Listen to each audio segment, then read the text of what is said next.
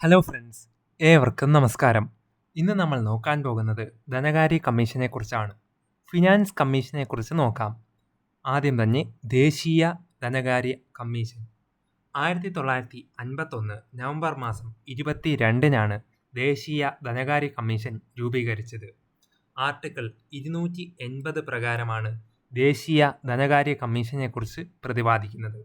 ധനകാര്യ കമ്മീഷൻ ശുപാർശകളെ പറ്റി പറയുന്ന ആർട്ടിക്കിൾ 281. ധനകാര്യ കമ്മീഷനെക്കുറിച്ച് 280, ധനകാര്യ കമ്മീഷന്റെ ശുപാർശകളെ പറ്റി പറയുന്ന ആർട്ടിക്കിൾ 281. ശുപാർശകൾ ഉപദേശക സ്വഭാവം ഉള്ളവ ആയിരിക്കും. അതായത് അഡ്വൈസറി നേച്ചർ ഉള്ള സ്വഭാവമാണ് ശുപാർശകൾക്ക്, ധനകാര്യ കമ്മീഷൻ പുറപ്പെടുവിക്കുന്ന ശുപാർശകൾക്ക് ഉള്ളത്.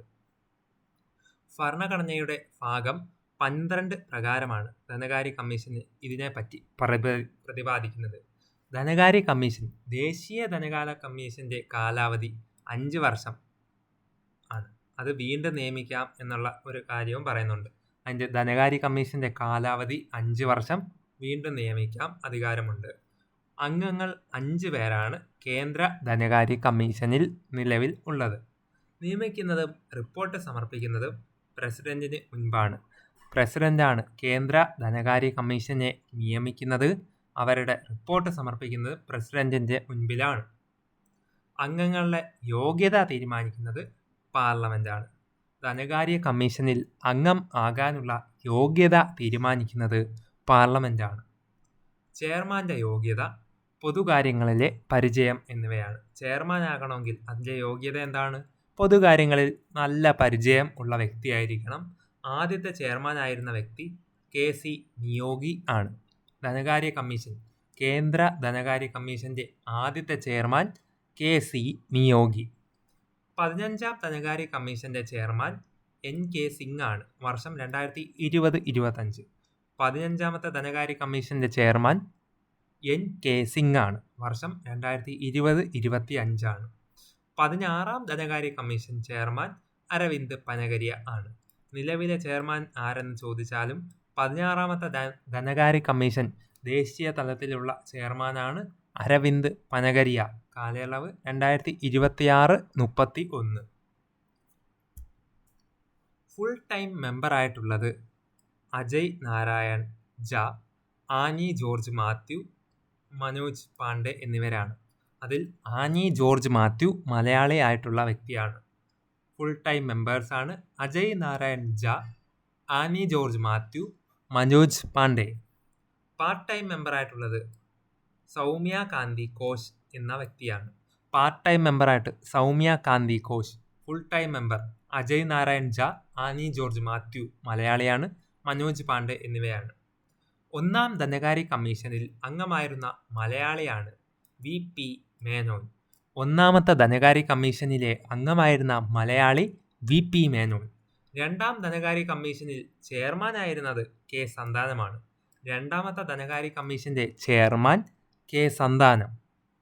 15ാം ധനകാര്യ കമ്മീഷന്റെ ചെയർമാൻ നന്ദു കിഷോർ സിംഗ് ആണ്. 2021-25 കാലയളവിൽ 15ാമത്തെ ധനകാര്യ കമ്മീഷന്റെ ചെയർമാനായിട്ടിരുന്നത് നന്ദു കിഷോർ സിംഗ് ആണ്. ഭരണഘടനാ സ്ഥാപനം, അർദ്ധ നീതിന്യായ സംവിധാനം, ക്വാസി ജുഡീഷ്യൽ ബോഡി എന്നിവയെക്കുറിച്ച് ഇതിനെപ്പറ്റി പ്രതിപാദിക്കുന്നു. ഇതൊരു ഭരണഘടനാ സ്ഥാപനമാണ്. അതേപോലെ അർദ്ധ നീതിന്യായ സംവിധാനം കൂടിയാണ്. അതായത് ക്വാസി ജുഡീഷ്യൽ ബോഡിയാണ് ദേശീയ ധനകാര്യ കമ്മീഷൻ. ഇതിനെപ്പറ്റിയുള്ള വിശേഷണം നോക്കിയാൽ balancing wheel of fiscal federation in India എന്നുള്ള വിശേഷണമാണ് ദേശീയ ധനകാര്യ കമ്മീഷനെ പറ്റി ഉള്ളത്.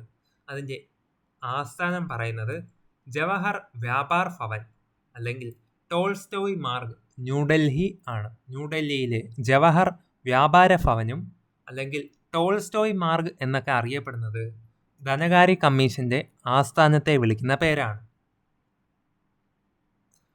കേന്ദ്ര ധനകാര്യ കമ്മീഷന്റെ ഏറ്റവും പ്രധാനപ്പെട്ട ചുമതലകൾ നോക്കാം.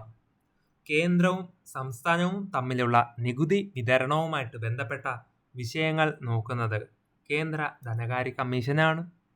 സംസ്ഥാനങ്ങൾക്ക് കേന്ദ്രം നൽകേണ്ട ഗ്രാന്റുകളും അടിസ്ഥാന തത്വങ്ങളുമായിട്ട് ബന്ധപ്പെട്ട വിഷയങ്ങളും പറയുന്നത് കേന്ദ്ര ധനകാര്യ കമ്മീഷന്റെ ചുമതലയാണ്.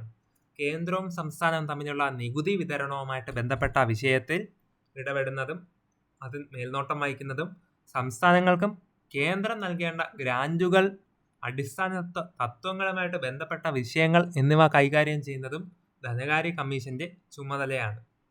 സംസ്ഥാന ധനകാര്യ കമ്മീഷൻ സംസ്ഥാന കൺസോളിഡേറ്റഡ് ഫണ്ടിൽ നിന്നും പഞ്ചായത്തുകളിൽ നിന്നും മുനിസിപ്പാലിറ്റികളിൽ നിന്നും നൽകേണ്ട വിഹിതത്തെ കുറിച്ചുള്ള വിഷയങ്ങൾ നോക്കുന്നതും കേന്ദ്ര ധനകാര്യ കമ്മീഷന്റെ ചുമതലയാണ്.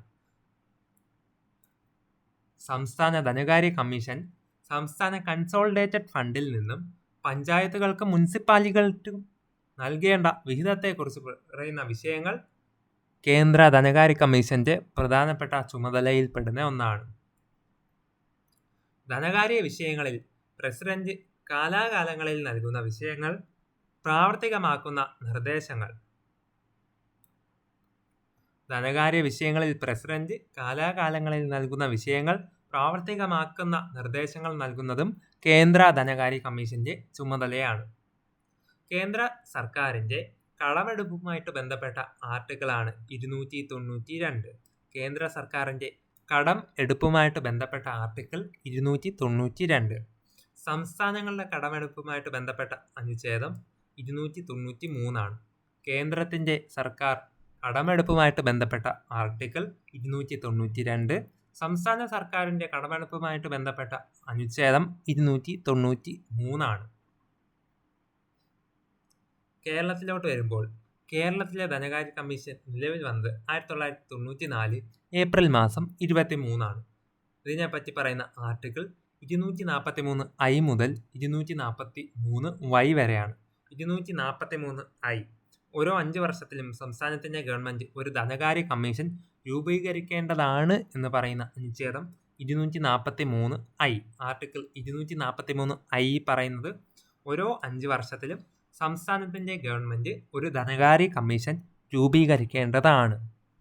243Y പറയുന്നത് നഗര കൗൺസിലുകളെയും മുനിസിപ്പാലിറ്റികളെയും സംസ്ഥാന ധനകാര്യ കമ്മീഷന്റെ പരിധിയിൽ കൊണ്ടുവരുന്നു. 243Y പ്രകാരമാണ്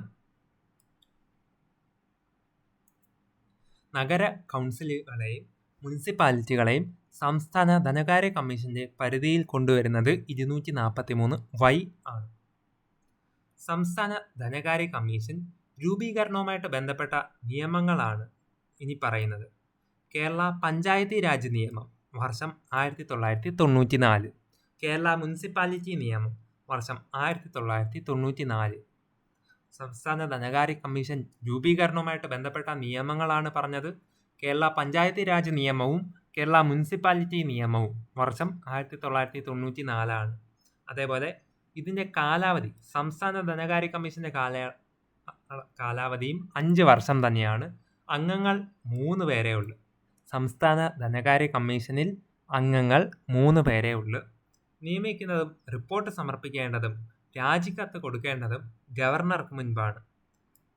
സംസ്ഥാന ധനകാര്യ കമ്മീഷൻ റിപ്പോർട്ട് സമർപ്പിക്കുന്നത്, നിയമിക്കുന്നതും രാജിക്കത്ത് സമർപ്പിക്കുന്നതും ഗവർണർക്ക് മുൻപാണ്. അംഗങ്ങളുടെ യോഗ്യത തീരുമാനിക്കുന്നത് സംസ്ഥാന നിയമനിർമ്മാണ സഭയാണ്. അംഗങ്ങളുടെ യോഗ്യത തീരുമാനിക്കുന്നത് സംസ്ഥാന നിയമനിർമ്മാണ സഭ. സംസ്ഥാന ധനകാര്യ കമ്മീഷനിലെ ആദ്യത്തെ ചെയർമാനായിട്ട് PM എബ്രഹാം ആയിരുന്നു ഉള്ളത്. വർഷം 1996 മുതൽ 2001 വരെയുള്ള കാലഘട്ടത്തിലാണ്. ആദ്യത്തെ ചെയർമാൻ PM എബ്രഹാം. 7ാമത്തെ ധനകാര്യ commission chairman doctor KN Harilal ആണ്. വർഷം 2026 മുതൽ 2031 വരെ 7ാമത്തെ ധനകാര്യ കമ്മീഷനിലെ ചെയർമാൻ ഡോക്ടർ KN ഹരിലാൽ. ഇതിലെ അംഗങ്ങളായിട്ടുള്ളത് A ജയതിലക്, ശർമിള മേരി ജോസഫ് എന്നിവരാണ്. 7ാമത്തെ ധനകാര്യ കമ്മീഷനിലെ അംഗങ്ങൾ A ജയതിലകും ശർമിള മേരി ജോസഫ് എന്നിവരാണ്. സംസ്ഥാന ധനകാര്യ കമ്മീഷന്റെ പ്രധാനപ്പെട്ട ചുമതലകൾ നോക്കാം. സംസ്ഥാനത്തെ പ്രാദേശിക ഗവൺമെന്റുകളുടെ ധനകാര്യ സ്ഥിതി വിലയിരുത്തുന്നു. സംസ്ഥാനത്തെ പ്രാദേശിക ഗവൺമെന്റുകളുടെ ധനകാര്യ സ്ഥിതി വിലയിരുത്തുന്നത് ഇതിൻ്റെ പ്രധാനപ്പെട്ട ചുമതലയാണ്. അതേപോലെ സംസ്ഥാന ഗവൺമെൻറ്റുകളും പ്രാദേശിക ഗവൺമെൻറ്റിനും ഇടയിലുള്ള വരുമാന വിതരണം അളക്കുന്നതും ഇവരാണ്. സംസ്ഥാന ഗവൺമെൻറ്റിൻ്റെയും പ്രാദേശിക ഗവൺമെൻറ്റിൻ്റെയും ഇടയിലുള്ള വരുമാന വിതരണം അളക്കുന്നതും സംസ്ഥാന ധനകാര്യ കമ്മീഷൻ്റെ പ്രധാനപ്പെട്ട ചുമതലയിൽ ഒന്നാണ്. ഗ്രാമീണ മേഖലയിലെ പ്രാദേശിക ഗവൺമെൻറ്റുകളുടെയും നഗരങ്ങളിലെ പ്രാദേശിക ഗവൺമെൻറ്റുകളുടെയും ഇടയിലെ വരുമാന വിതരണം അളക്കുന്നു. ഗ്രാമീണ മേഖലയിലെ പ്രാദേശിക ഗവൺമെൻറ്റുകളുടെ നഗരത്തിലെ പ്രാദേശിക ഗവൺമെൻറ്റുകളുടെയും ഇടയിലുള്ള വരുമാന വിതരണം അളക്കുന്നു. ഗ്രാമീണ മേഖലയിലെ പ്രാദേശിക ഗവൺമെൻറ്റുകൾക്ക് ഫണ്ട് അനുവദിക്കുന്നതിന് മറ്റു രാഷ്ട്രീയ ഇടപെടലുകൾ ഇല്ലെന്ന് ഉറപ്പുവരുത്തുന്നു. ഗ്രാമീണ മേഖലയിലെ പ്രാദേശിക ഗവൺമെൻറ്റുകൾക്ക് ഫണ്ട് അനുവദിക്കുന്നതിന് മറ്റു രാഷ്ട്രീയ ഇടപെടലുകൾ ഇല്ലെന്ന് ഉറപ്പുവരുത്തുന്നതും ഇവരാണ്. സോ ഫ്രണ്ട്സ്, ഇതോടുകൂടി കേരള സംസ്ഥാന ധനകാര്യ കമ്മീഷനെക്കുറിച്ചും ദേശീയ തലത്തിലുള്ള ധനകാര്യ കമ്മീഷനെക്കുറിച്ചും അതിനെപ്പറ്റിയുള്ള പൊതുവായിട്ടുള്ള കുറച്ച് കാര്യവുമാണ് നമ്മൾ ഈ ഒരു വീഡിയോയിലൂടെ ഇപ്പോൾ നോക്കിയത്. നിങ്ങൾക്ക് ഈ വീഡിയോ ഇഷ്ടപ്പെട്ടെങ്കിൽ ലൈക്ക് ചെയ്യാനും ഇനി വേണ്ടുന്ന ടോപ്പിക്സൊക്കെ എന്നെ കമൻ്റായിട്ട് രേഖപ്പെടുത്തി അറിയിക്കാവുന്നതുമാണ്. ചാനൽ ഇതുവരെയും സബ്സ്ക്രൈബ് ചെയ്യാത്ത കൂട്ടുകാർ ഇപ്പോൾ തന്നെ ചാനൽ സബ്സ്ക്രൈബ് ചെയ്യുന്ന കാര്യം കൂടി പരിഗണിക്കുക.